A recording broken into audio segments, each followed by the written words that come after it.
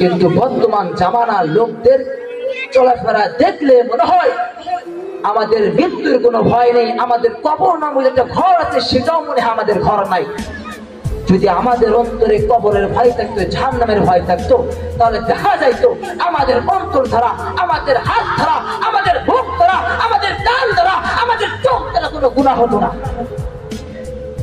এখন আমাদের অন্তরে কবরের ভয় চলে গেছে, আমাদের দিল থেকে কবরের ভয় চলে গিয়েছে বলে আজ আমাদের চোখ দ্বারা চেনা হচ্ছে। যখন আমি আমার চোখ দ্বারা কোন বেগরা নারীকে দেখতেছি, আমি আমার চোখের চেনা করতেছি। যখন আমি আমার হাত দ্বারা কোন বেগরা নারীকে দেখেছি, আমি আমার হাতের চেনা করতেছি।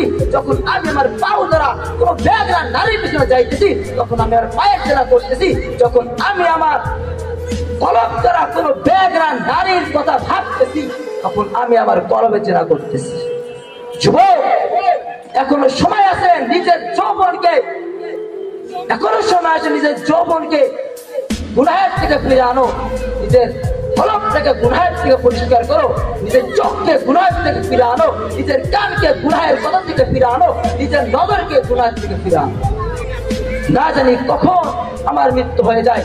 আল্লাহ পাক রব্বুল আলামিন পবিত্র কোরআনে বলে গেছেন, কুল্লু নাফসিন যায়কাতুল মাউত। প্রত্যেক ইনসানকে, প্রত্যেক মানুষকে, প্রত্যেক জিনকে মৃত্যুর সাথে ভোগ করতে হবে। না জানি বাবা কখন মৃত্যু চলে আসে, যখন আমাদের সামনে আজরাইল চলে আসবে, তখন আর কোনো রেহাই পাবো না। তখন যদি বলি আমার অত বড় প্রাসাদ আছে, আমার অত ব্যাংক ব্যালেন্স আছে, আমার এত কোটি টাকা আছে, আমার এত টাকার ভান্ডিল আছে, আমি তোমাকে টাকার ভান্ডিল দেবো, আমি তোমাকে কোটি কোটি টাকা দেবো, আমাকে মাফ করে দাও, আমাকে আমার কাছ থেকে ফিরে যাও, তখন আর কোনো লাভ হবে না। এই জন্য কবর সবসময় ডাকতে বলতেছে যে আল্লাহর বান্দা, যদি তুমি জানো যেহেতু আমার মধ্যে আসতেই হবে, তাহলে একটু নেক আমল অর্জন করে নিয়ে আসো।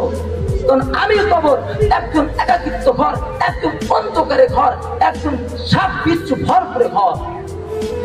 যদি আমি আমার কবরের মধ্যে নেক আমল দেখাইতে পারো, আমি কবর তোমার জন্য জান্নাতের বাগানের মধ্যে একটা বাগান হয়ে যাব।